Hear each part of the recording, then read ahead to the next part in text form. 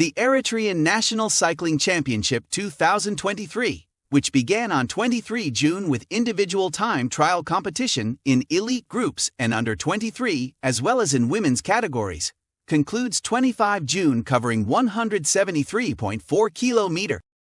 In the elite and U23 categories, Awet Aman from Denden Club stood first, while Petros Mengis from Eri-Tel Club and professional cyclist Brahn from Italian Club Bardini stood second and third. Accordingly, Awet Aman, who is on scholarship at the UCI Training Center, became the winner of the Eritrean National Cycling Championship 2023, and Petros Mengis and Eri-Tel became the winners of the silver and bronze.